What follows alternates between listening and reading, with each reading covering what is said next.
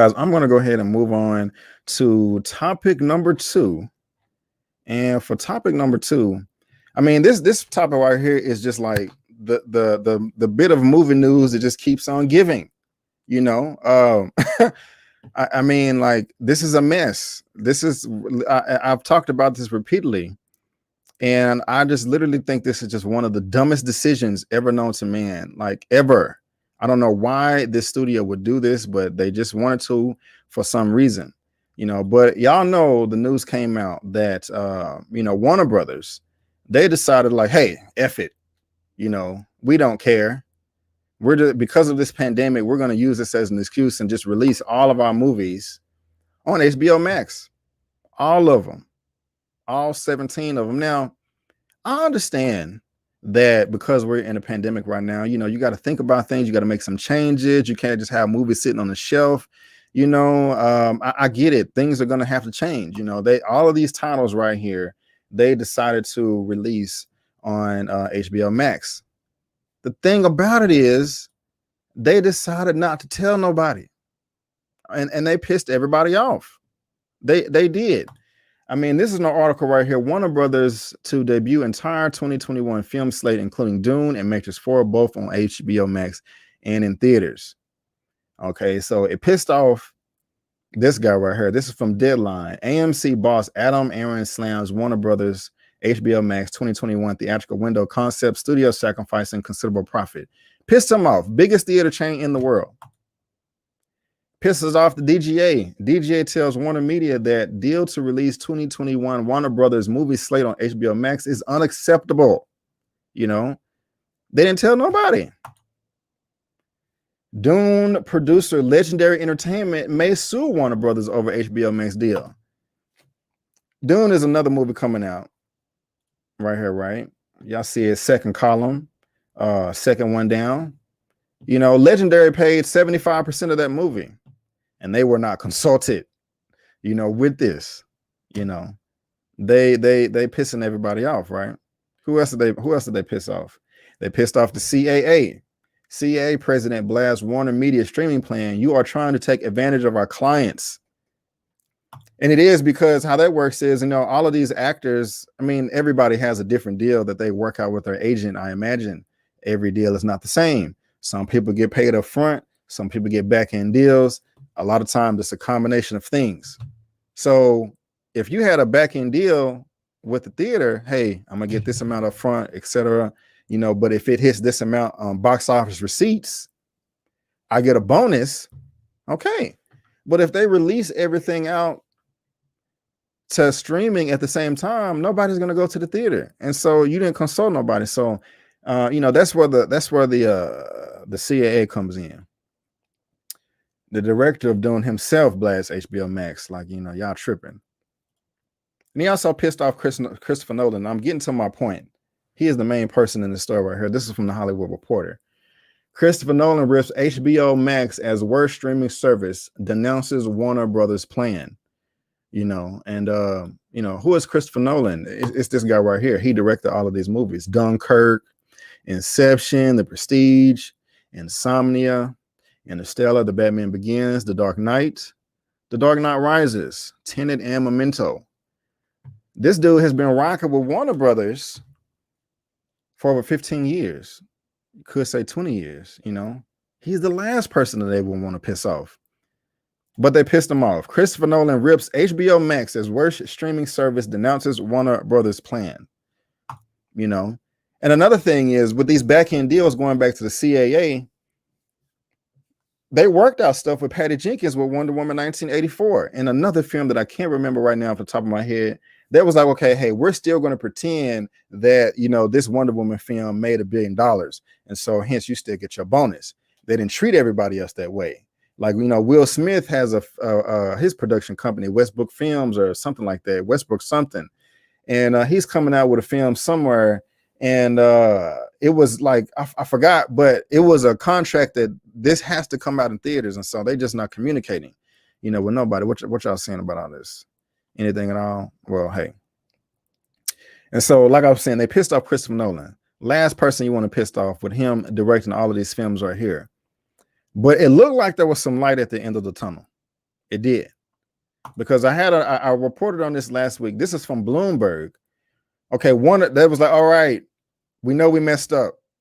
Okay, we're gonna fix it, right? It says Bloomberg, Warner Brothers guarantees filmmaker a payday for HBO Max. Talked about this last week. That was talking about, and there's a reason why I'm bringing it up again, of course. And they were just talking about, okay, since you gave these bonuses to everybody else, we're going to give it to you too. With all the directors, everybody, what it looked like the deal that Patty Jenkins got with Wonder Woman 1984. Looks like all these other directors were going to get the same thing. They had something called like the COVID-19 multiplier. And so let's say, for instance, this is a big blockbuster, right? It was projected that, maybe it'll hit like, 800 million. And that's when you'll get your bonus. We're going to cut that in half to like 400 million, but if it don't work out, we'll bring it down. So it looked like cooler heads prevail. But I had to get that long setup. But Christopher Nolan spoke again, which brings us to topic number 2. He was like, no, we're done. I don't want to deal with y'all no more. Y'all tripping. Screw y'all. This man right here that did all these films that for the past 20 years. I'm like, is it over? He's like, yeah, we're done. So I got the report right here from the playlist. And Eman was able to send this to me. It says, report Christopher Nolan unlikely to work with Warner Brothers again after HBO Max announcement. Damn, it looks like the relationship is over. That's crazy, But, it is what it is. But what does it say here? When the news was released that Warner Media decided to shift the entire 2021 Warner Brothers film slate to day-to-day and date deal with HBO Max in theaters, the reaction from the filmmakers came quickly. And perhaps surprisingly, the biggest backlash came from Warner Brothers' own cherished director, Christopher Nolan, who questioned the ethics of a company that would treat filmmakers so poorly. Well, it appears that Nolan is willing to put his money where his mouth is and walk away from his long-time studio. According to a report from the Wall Street Journal, Christopher Nolan is unlikely to work with Warner Brothers in the future based in part on the decision by Warner Media to release films directly in theaters and HBO Max on the same day. It is unclear how that might affect projects he currently has in development, but if true, it's a massive blow to Warner Brothers, who banks on Nolan films for their box office appeal. It can't be understated how deep the relationship between Warner Brothers and Christopher Nolan has been over the past 2 decades. The last film that the director released without Warner Brothers helping was 2001's Memento. Yes, it's been 20 years that Nolan and Warner Brothers has been in partnership with films. And I can keep on, guys. There's a link to this down. Well, that's pretty much it right there. But, it just looks like, it's pretty much over. I don't know. That's horrible. Yeah, hey, Brandon, late as hell, but always on time. Already, it's all good. It's all good. This is crazy. So, what you saying, One Journey? Look, Warner Brother needs to move forward. They should have told all involved. Yeah, this is stupid. I mean, I'm not mad at Warner Brothers for trying to change things up and but dang, man, y'all gotta talk to people. Last year was horrible. Last year was horrible for everybody, and y'all want to act retarded. And well, I shouldn't say that. Excuse me. That was I apologize, but y'all want to just not be smart. And just look at his box office. This is all of his box office now. The little numbers to the right is the production budget. Oh man, hold on. Ladies and gentlemen, I will not be alone anymore. I have my first guest arriving. This guy right here is pretty cool. Coming from the East Coast. Again, him and his lovely wife just brought in one of the most beautiful little babies in the whole wide world, named Baby L, and I can't wait to meet her. On this channel, he talks about entertainment news. He's a stock market genius. He does television recaps. Good old friend of mine. It is Mr. Lamont Tyson. from Life Games. How you doing, sir? I'm good, brother. How you doing? I'm doing pretty good. I'm doing pretty good, man. I'm glad to have you here. I'm glad. I'm glad to be here with you for a little while, my brother. You know I can't leave you hanging. I appreciate it, man. I appreciate it. You have a good day today, sir. We doing well, man. Just getting ready for tomorrow. That beautiful baby you talk about comes with some beautiful baby responsibilities. So Yeah. She's still, snooping away in the studio, trying to get all the nitty gritty. Oh my God, that child is going to be she is going to be this new breed of nerd. I'm telling you. Watch what I'm telling you. I love it. I love it. Staying here, but what's going on in your world, my brother? Lots of newsworthy events going on, all kinds of stuff. Yeah, man. I know we're gonna talk about it tomorrow because this Mr. Lamont, he has a show too. But just tell me have you seen the trailer yet for Godzilla vs. Kong? Nope. No, you haven't seen it. Okay, cool. Have you already gone through that section on your review? I have. I am on topic number 2 right now, so it is all good. And y'all, this is my good homie right here, Mr. Lamont Tyson. He has a YouTube channel as well. If you want to go down in the description box, there is a link to his channel, and you can subscribe right there. You can also just head over to my channel tab, and bam, there you go right there, Lamont Tyson and Life Game Reviews. He does television recaps, talks about entertainment news, also talks about the stock market and a bunch of other cool things. And so, yeah, man, I'm just at topic number 2 right here, man, just talking about this Christopher Nolan. Mm-hmm. Did you see the report, with him possibly ending his relationship with Warner Brothers, man? Like, I saw it. What you think about this, man? If you recall last week, we kind of talked about what Warner Brothers and HBO have done, have kind of alienated some people, but we kind of felt like, okay, it might alienate a large group of individuals who stand to make a gain from them putting all their stuff on the platform right now, making it in theater and on the streaming app. Mm-hmm. But at the same time, we did say that if they can get it right, if they can find that sweet spot, because we still are dealing with Corona, that some of these people leaving would eventually come back. And if not, maybe HBO and Warner Brothers can find some more good talent to replace these guys. Right. I don't know. I think I know how you feel about Christopher Nolan as a person and for his professional position. But do you think are you feeling that this is a good move for him to threaten to go? I think he's doing what he have to do. I'm not mad at him for it. This decision from Warner Brothers is asinine. Like I was saying earlier, I completely understand that they got to change things up. They just can't wait. I get it. But for them just to make this decision without talking to anybody, that's just crazy. I mean, that's just crazy, But let me go ahead and bring in my next guest. Okay. Another good friend of mine. He has a movie show on his channel as well. He's a tech genius. He does a ton of reviews on tech. If you want the latest camera, the latest phone, the latest light, the latest device, whatever, this man possibly has a review for it on his channel.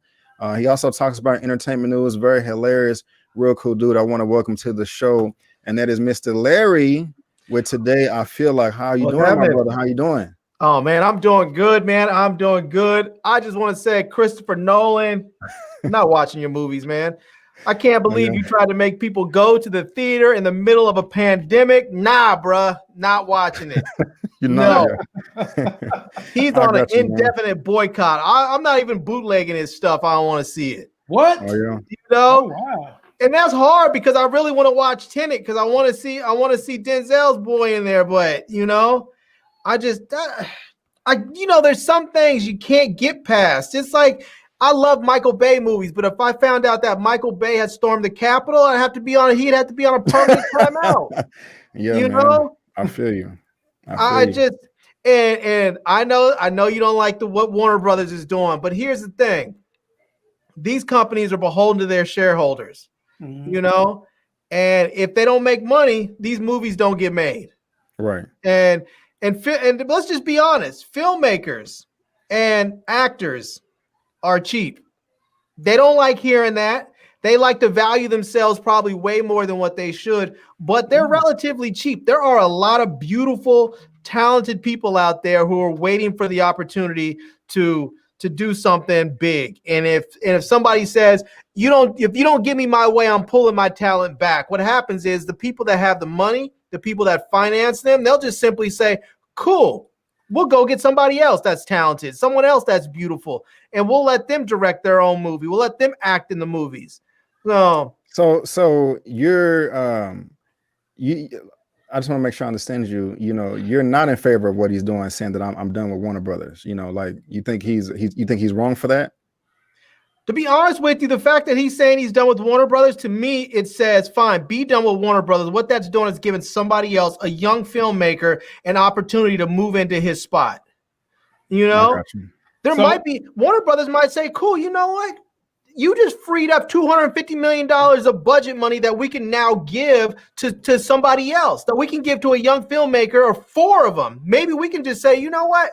We've had 4 good-looking scripts on this table, and we have 4 directors who are no-name directors. We're going to give them each $50 million. Go do your thing. And we're still going to have $50 million left over, and all you need is one of them to hit. So, B. Avery, does that not sound like what I just said? If Nolan can't cut the mustard, they just put somebody else in there. We act like this is an NBA basketball team. If your first starting 5 can't cut the mustard, you get a new starting 5 and see who's going to make it happen. Because it's just like the times we're living in right now, it's different. And I get the aspect of they want these things to be in the movie theater, but it's not safe yet. And until we get to the point where they're strictly enforcing wearing a mask, then what else are you supposed to do? And Warner Brothers feels like they found a sweet spot, and HBO Max feel like they found a sweet spot where they can put these things on their app and generate some revenue. And I just think, I think that you are right, B. Avery. That should have been communicated. Mm-hmm. The problem with that is, apparently HBO Max and the crew must have some kind of higher level of authority to be able to make that decision without communicating with anyone. Because basically that's just saying, I don't give a D what you think. We're doing this whether you want to stay on board or not. So I guess we're going to They do, because they own the licensing. And all these filmmakers with all their money and all their creativity are nothing without the money behind them. That's really what it comes down to. And there is these people need to get real. There is no safe way to reopen the theaters as long as the pandemic's going on, because the theaters cannot provide social distancing and to make it a safe environment in that enclosed room, because it's just impossible. You put people in an enclosed room for 2 hours, I don't care if they're 6 feet apart or 80 feet apart. When they're in a room with all that same air circulating, people are going to get sick. And they're not going to hand out N95s to everybody that walks in that theater. And even if they do, are they going to have ushers going up and down, constantly monitoring, making sure everybody has their mask up? And when somebody pulls it down, are they going to say, sir, excuse me, put your mask back up, and hit pause on the movie and say, sorry, we can't turn the movie back on until this person puts their mask back on or leaves? No, you can't.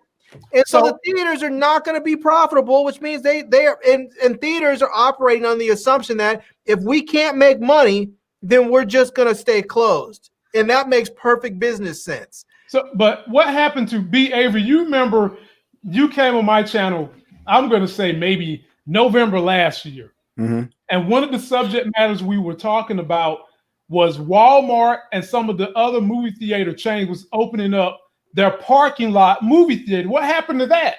Why is it that AMC and these people can't get themselves together to just have a drive-up parking lot movie event? It shouldn't take too much money at this point. Why are they not working on doing that if the directors and everyone is so upset that HBO Max is putting these movies that are coming out this year on the app? Why aren't they talking about how can we get people at the theater and charge them and let them stay in their car, something to that effect? That's a good question. Because they don't want to let go of their old business models. That's one reason, and I just don't know the logistics, to pull it off. I mean, people do go to drive-in movies. I have a married couple friend; they go all the time, And I mean, I hear that. So I don't know. What's up?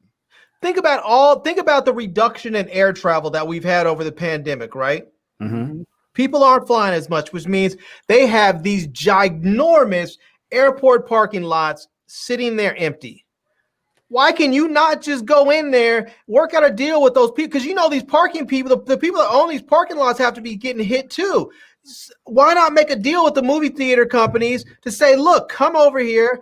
We can set up. We have this parking structure that has a lot that will hold a couple thousand cars. We can set up a number of different screens across this parking lot, cordon it off, and we can have literally. You could probably have 4 or 5 different screens that can hold a couple hundred cars in each one of them, and you have your theater system right there outdoors, right there. But they don't want to do that. They want to hold on to their same old stupid, antiquated business model that was failing before the pandemic and is going to continue to fail after. Because I can tell you right now, they can think, oh, once the pandemic's over, once everybody gets vaccinated, things are going back to normal. No, they are not. They never will go back to normal. We are going to have to live with this for the rest of our lives. And the reality of it is that people may go back for a short period of time. There might be a little bit of excitement after people get vaccinated where people are going like,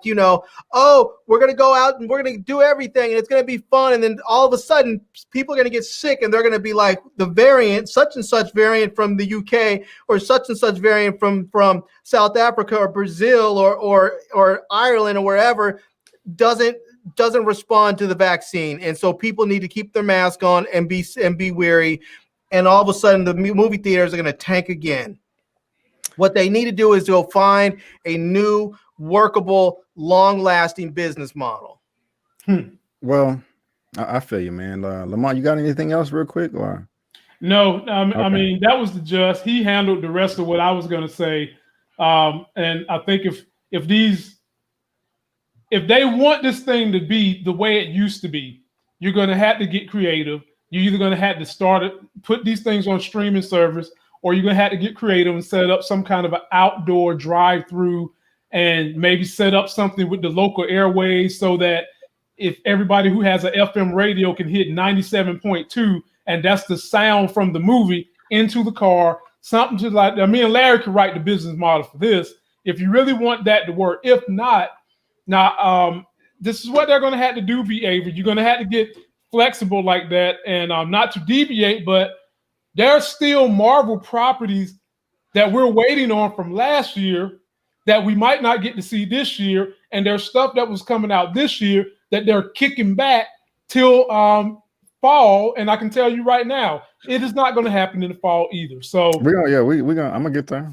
Let me ask you, B. Avery, how much would you pay? Like we talked about before on your show about Movie Pass and the AMC A-List Pass, where you can go see like unlimited movies like Movie Pass had it, and AMC A-List had it, Plus had it, where you can see like 3 movies a week. How much would you pay to be able to go see like one movie, or, a movie every, like 3 movies a week, or a movie every other day, or a movie a week, or a movie every how much would you pay? How much you said 1 movie a week? How much was Movie Pass? Do you remember?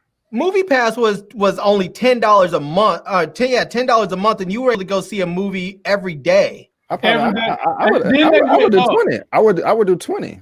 Then they went up because they had to go up. At first they started at $50 a month, and then when they got a round of funding, they dropped it to 10. Yeah. And then they couldn't sustain it, so they started to go up. But AMC had their own thing, which I paid for. AMC had a thing where it was $20 a month, and you could see 3 movies a week. Right. And the great thing about it was you could see any 3 movies. You could go to every time I would go the first of the month around the time I would go see an IMAX movie because it was $23 at my theater. So I knew that one movie $23, cuz so seeing that one movie paid for my pass every month. Wow. God. Well, so basically they just need to come up with a new business model, and just things are not working out. It's the gist everybody's saying, which